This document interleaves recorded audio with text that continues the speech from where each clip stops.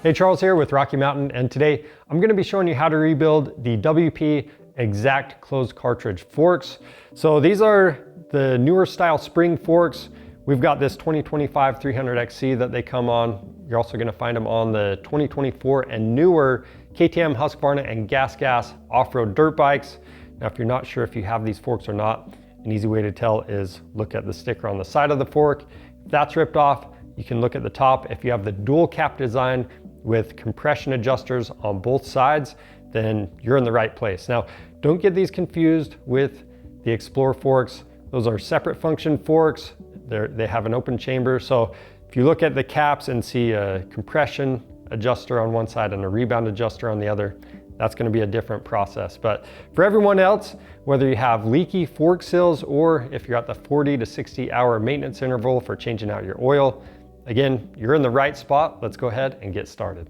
For parts, you're going to need some fork seals. We're going with the KTM kit. It's going to come with the oil seals and dust seals.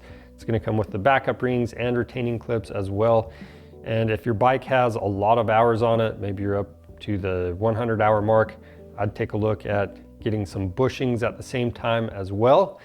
Now you're going to need 2 bottles of fork oil. We're going with the 5 weight, and I'm a little heavy with the cleaner, so I've got 2 bottles of that. You might only need 1. And then we're also using some Racetech seal grease. Now, if you need any of these parts, you can find them on our website by clicking the link in the description below. And throughout the process, you want to make sure you reference your model-specific service manual for more information, proper procedures, and specs.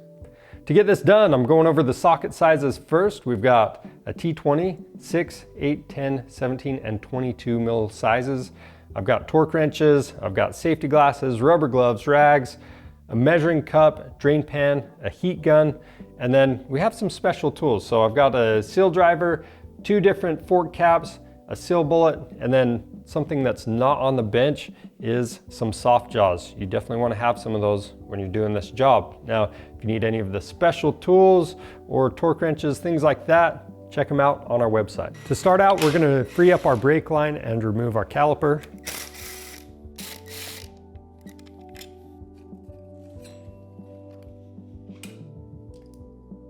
Then we'll remove our wheel.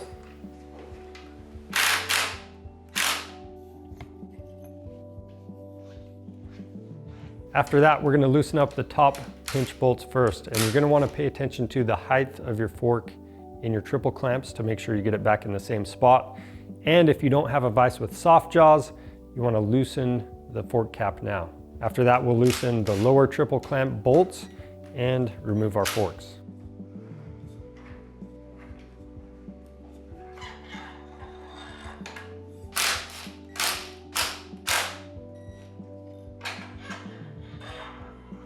Now, over at the bench, we're doing 1 fork at a time. And the first thing you want to do is check your clickers. So we're going to turn them clockwise and count the clicks until they lightly seat. And then we're going to back them out all the way. And that way we can get them back to their original positions when we're done. And backing them out, it's just going to help with the bleeding process. So we're 12 on compression. Now on the bottom, we'll do the rebound. So we're 18 on rebound. Backed out all the way. Then after that, we're going to remove our fork guard. And then at this point, we're going to clean everything up really well before we tear into anything. We don't want to get dirt where we don't want it. All right, with everything cleaned up, we've also cleaned up our workbench surface. So I want to make some inspections before I disassemble this fork. I'm going to look at the fork tube and check for any nicks or damage to it. And anything you see that catches a fingernail would be cause for concern. If there's tons of nicks all over this, you would obviously want to replace it, or if you find a little ding or bend. But small stuff you can repair, and you can use a fine file, you can use a little bit of Scotch-Brite or some emery cloth or 600 grit sandpaper to smooth those dings out and continue using the fork. And the reason it's so important to get those nicks out is those would cut your fork seal. So at this point, we're ready for disassembly. Our fork tube is looking good. So I'm gonna take this over to the vise. We've got our Tusk soft jaws in here. Okay, then we're gonna loosen the fork cap up, and we're changing that inner cartridge oil as well. So I want to loosen that inner cartridge cap at the same time. So we got both of those loose, and these adjusters on our fork, they're not getting in the way, but if you find that they're getting in the way on your fork, you can just use a T20 Torx bit and pull these out. Then we're going to remove the cap the rest of the way. We're going to dump out all of our oil. You can see in that cartridge there's another drain hole that we're going to face that down. Now we're going to temporarily reinstall this cap. You don't really need to go on all the way, but it's just going to hold everything secure. Then we're going to take the fork over to the vise. We're going to clamp that axle lug in our soft jaws. So at the bottom, I'm using a 22mm socket, and we're going to loosen up this center bolt. And I am using this breaker bar, but I mean, this bolt is just under 30 foot-pounds. You don't need to do this. I'm going to pull this center bolt all the way out. I've got a drain pan underneath just in case. So from here, all we need to do is unscrew this outer tube from our cap again. And then this whole inner cartridge assembly is going to come out as a unit. You are going to lose a little bit of oil out of here. Really depends how long you let your fork drain when you took that cap off. So we're going to set this aside, and then if you need to replace your seals, now's the time to do it. We're going to remove the outer from the inner. So we want to start by pulling this dust seal down. We're going to use a flat blade screwdriver to pop it off. Slide that seal down. And then just inside of the fork, we have a retaining clip. So we're going to use a clip pick tool to remove it. All right, now we need to slide the forks apart. To make that easier, we're going to heat up this outer tube with a heat gun, and that's going to help our bushings separate from it. If the bushings stick, they can damage as you pull everything apart. So that's why we're using heat. Now we can use these as a slide hammer and pull them apart. So for this upper bushing, there's a little split in the top. Press that apart and pull it off. And then it's really important to lay everything out in order as you remove these parts. That way you get them back in the same way. Pay attention to your seal orientation.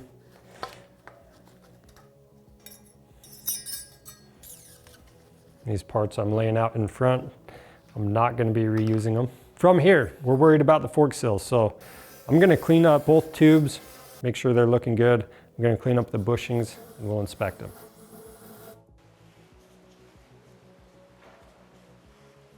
Now to inspect the bushings, on this outer bushing, you're going to be looking at the inside diameter, and we're just looking at the gray Teflon coating. We're making sure it's in good condition. If it's worn out, a lot of times you'll just see a section where it almost looks like a copper color underneath. If they look worn out or damaged, definitely get them replaced. Sometimes you'll see scratches on them. Then on this inner bushing, we're looking at the outside diameter. Teflon coating is looking good. Next, on the backup ring and your retaining clip, if you're going to reuse those things, just make sure they're cleaned up. And from here, we can go ahead and install our fork tube back into our vise. On the fork tube, you're going to see we've got a sharp lip right here where that bushing sits, and we don't want to tear our seals as they go on. So I've got a seal bullet. If you don't want to use one of these, you can use a plastic bag, but this is just going to protect the seal from that sharp edge. First thing we're going to do is install our dust seal. So the dust seal obviously has this little flange at the bottom, and we're going to use a little bit of seal grease on it. I'm also going to use a little fork oil, apply that to the bullet and the tube. Then that garter spring is going to be facing down. Slide that on. Then we've got our retaining clip. And after that, we have our oil seal. So some oil seals, they only have one garter spring, but the side that's going to be facing up is this open back. It also has a double lip. So with that, we're going to grease it up and slide it on. After that, we're going to remove the seal bullet.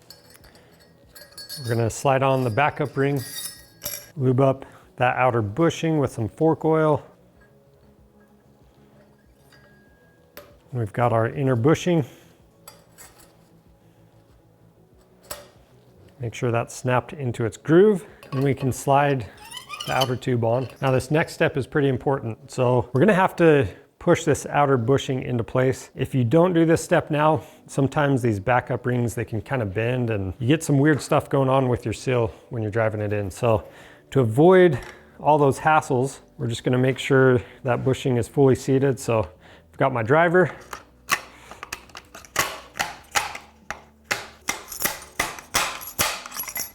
You can hear that pitch change. I'm gonna look in there and make sure it's fully seated. So with that looking good, we can drive our fork seals into place. And if you wanna make it easier to drive your seal in, again, you can use your heat gun and heat this area on the outer tube. Last thing I'm gonna do before I drive the seal into place, I'm just making sure everything slides smooth. It's gonna verify nothing's bent. So now I'm gonna slide the seal up into place and drive it home. And it's the same thing, we're just gonna listen for a pitch change. So right there, you can verify the seal is all the way in its home by looking down inside this outer tube and checking that groove where we previously removed that retaining ring. And then we can install the clip and make sure it's pressed all the way down into its groove. You should hear it clip into place. After that, I'm gonna push that outer tube all the way down and the dust seal should pop right in. And you can wipe off any excess lube or grease. We're gonna take this out of the vise and set it aside for now. Now for the inner cartridge, anytime you're replacing the seals, you wanna make sure you change this oil out as well. We've got a little spring retainer at the bottom. So all you're gonna do is pull up on the spring. That retainer should fall right down. We're gonna remove this spring. Then we've got our spring seat and washers. We're gonna pull these off and we're keeping everything in order.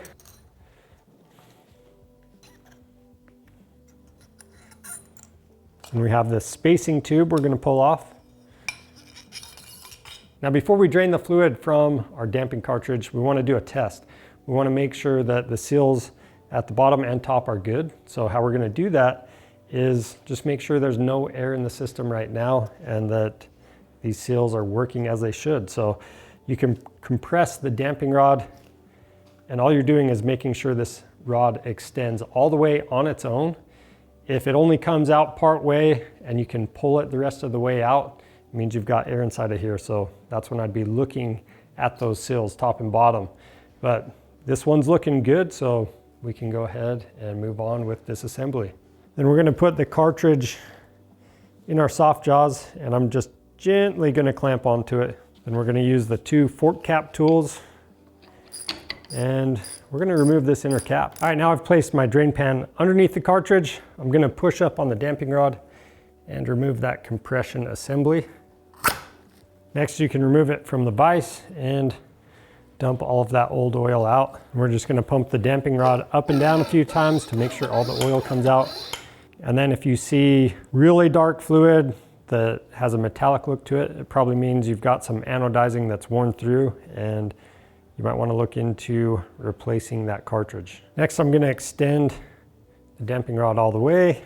We're gonna put this back into the vise and we need to pour in some oil and bleed it up. So the manual is giving us a measurement of 175 milliliters, but I wanna make sure there's absolutely no air in here when I go back together. So I put about 10 milliliters extra just to make sure. And if you don't have a spec for your bike, one thing you can do is set this base valve next to where it should be. And you wanna make sure that this is gonna be submerged in oil. So you can just fill the oil up to about that area, bleed everything up, and then once you have everything done, we'll show you how to bleed out any extra oil. So just for reference, with the measurement, we're filled up to about right here.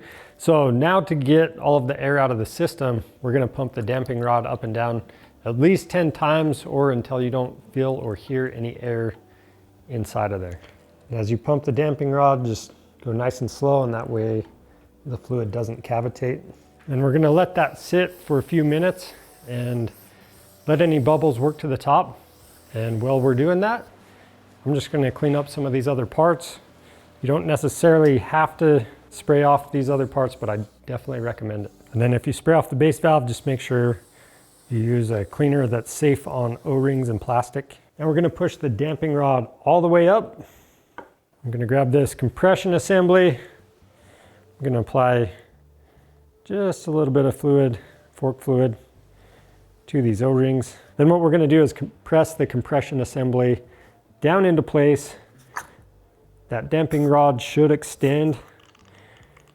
You can hear some air pressing out.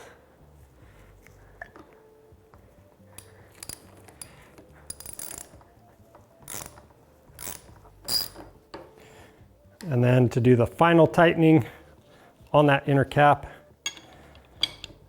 gonna hold the outer cap still. We'll snug it down. Now we're gonna do a final bleed. I'm gonna pump this up and down a couple inches. I'm gonna bring this up on the table, and I'm gonna compress this all the way down, and that's gonna help push out any extra fluid that's in there. You can hear it push it out.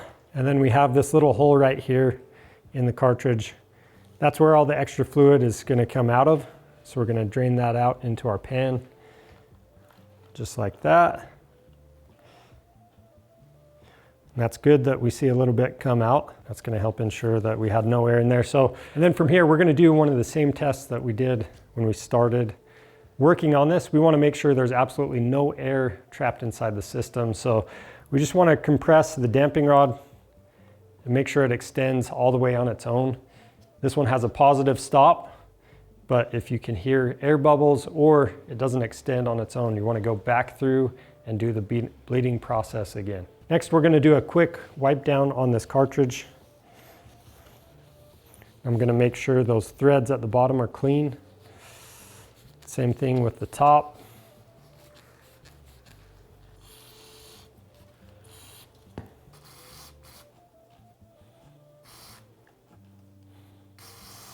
Now that we're cleaned up, we can install our spacing tube.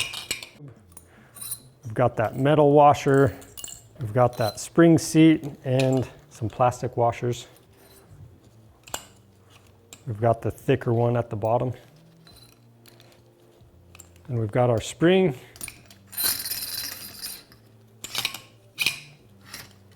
Then at the bottom, we've got our retainer.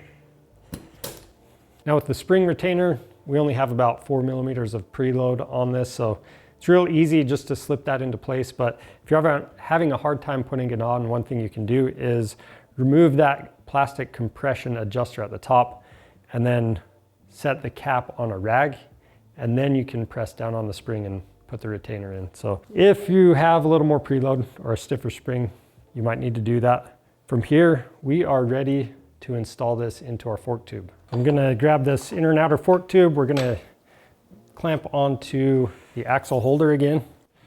I'm gonna extend this outer tube just a little bit. We'll slide our cartridge assembly down inside.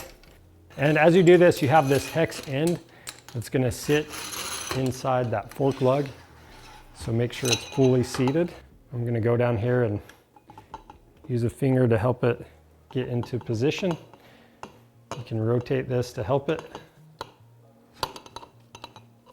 Next, I'm gonna install the center bolt. I'm gonna make sure I have a little lube on that O-ring.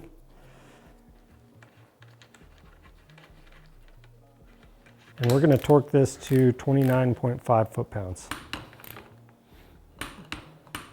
All right, now we're gonna fill the outer tubes with oil. So you've got a range on this. I recommend referring to your model specific service manual. The range on our bike is 385 to 395 milliliters.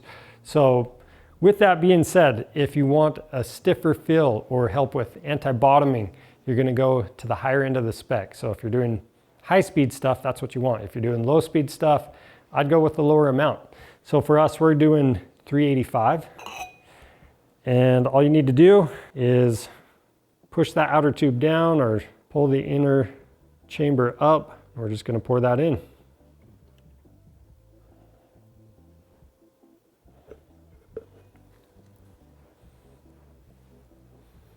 Gonna lube up that O-ring and tighten up our cap. And with these, you don't have to go crazy. We're just making sure it's snugged up. With this fork done, we can go ahead and do the same steps on the other fork.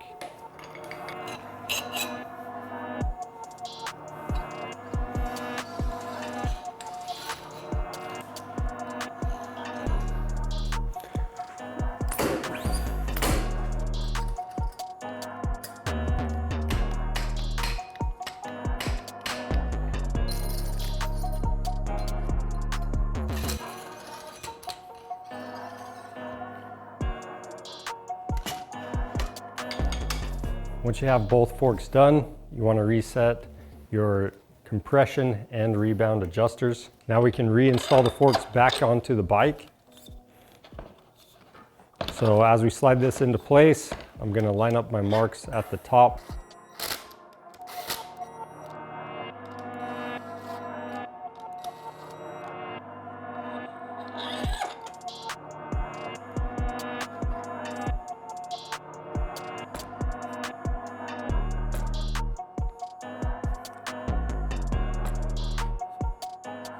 And then the bottom triple clamp is going to be torqued to 8.9 foot-pounds. Top triple clamp is going to be 12.5 foot-pounds.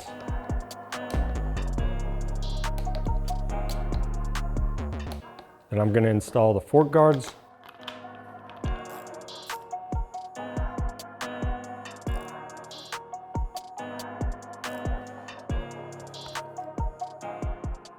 After that, we've got our wheel.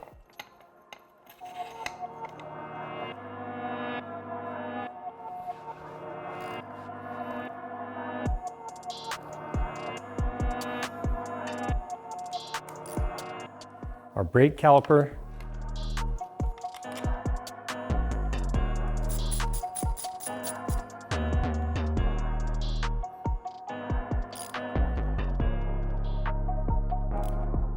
and then for the final tightening on the wheel, we want to make sure that the right axle lug is centered up. Gonna hit the brake a couple times, tighten those bolts down, and then we've got our brake hose bracket. So there you have it. That's how you change out the fork seals and get some fresh fluid in your WP XACT closed cartridge forks. If you have any questions, leave those down in the comments. If you need any parts for your fork rebuild or just parts for your bike, you can find that stuff on our website by clicking the link in the description below. Orders over $75 ship free. And if you want to see more helpful content like this, make sure you subscribe to our channel. I'm Charles with Rocky Mountain ATV MC. Thanks for watching.